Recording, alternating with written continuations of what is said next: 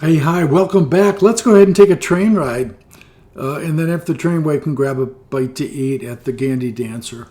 So let's take a look at the Michigan Central Railroad Depot, which is now the Gandy Dancer. It was built in 1886, and it is located at 325 Depot Street.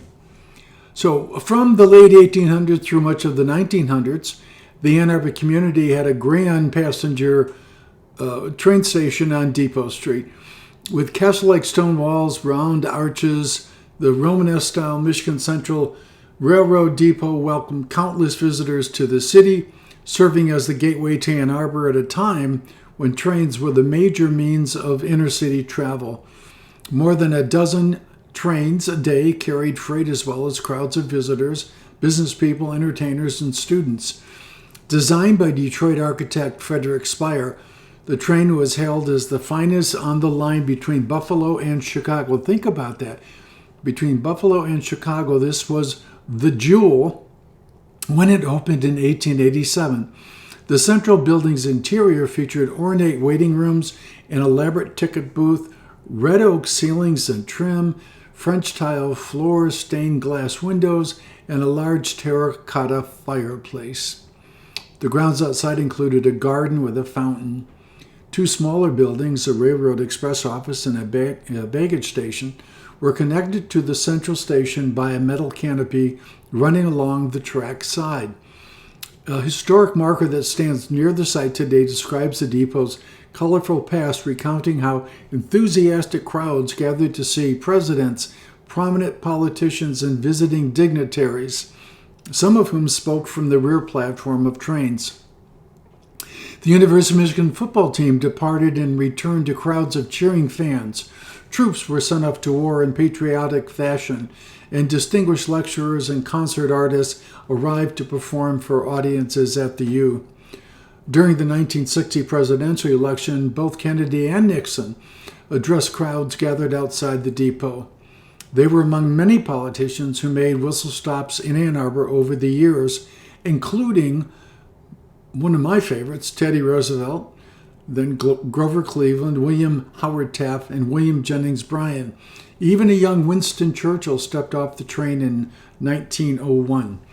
In 1961, after highways and airports had siphoned off the lion's share of passenger traffic, the new depot was sold and the central building was converted into a seafood restaurant called the Gandy Dancer in 1970. And this is from MLive, February 15th, 2015.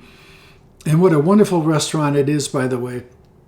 Not only is this a spectacular historic building with a wonderful past, but it continues today as one of the finest restaurants in the area. In fact, don't wait for special occasions to go have a meal at the Gandy Dancer. It's a wonderful place. And look at the brick, all the brick on the Depot Street, the brick leading from the parking lot into the main entrance of the Gandy Dancer. It is spectacular. Let's take a look at comments from people, their memories. Somebody said it was a magical place. Came and went on trains from there a couple times.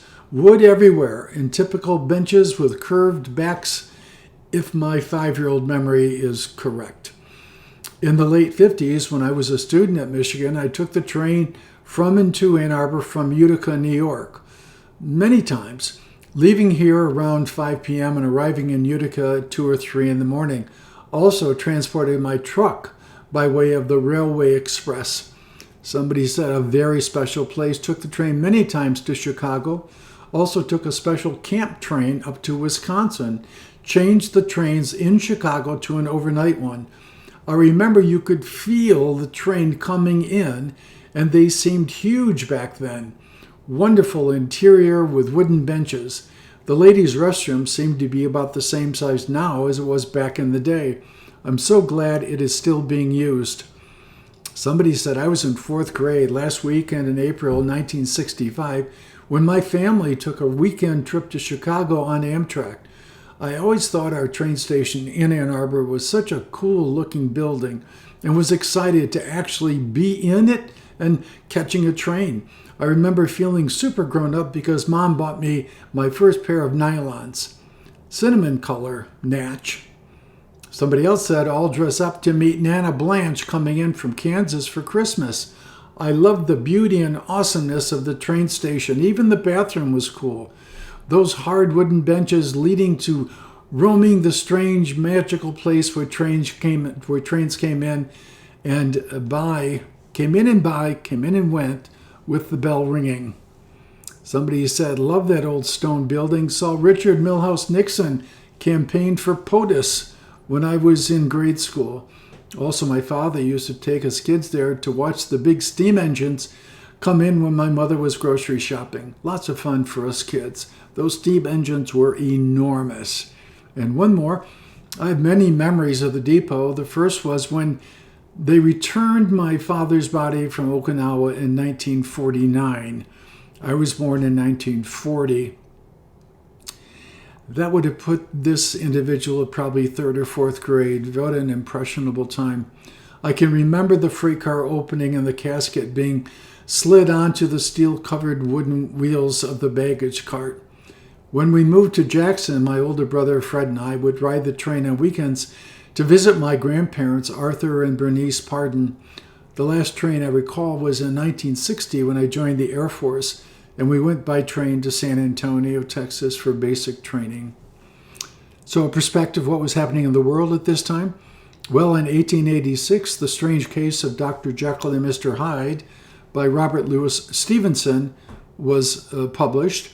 Also, Sigmund Freud opened his clinical practice in 1886. Jacob's Pharmacy in Atlanta sells the first Coca-Cola, which actually contained cocaine. Apache Chief Geronimo surrenders, ending the last major U.S.-Indian War. And in that year, the Statue of Liberty is dedicated by President Grover Cleveland. So that's a look at the Gandhi Dancer. That's a look at the old train station. If you haven't been down for a while, go, but pay attention to the architecture of this incredible building.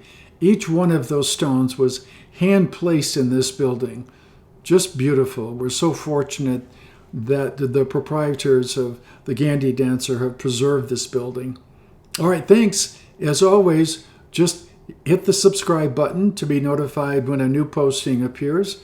And as always, thanks.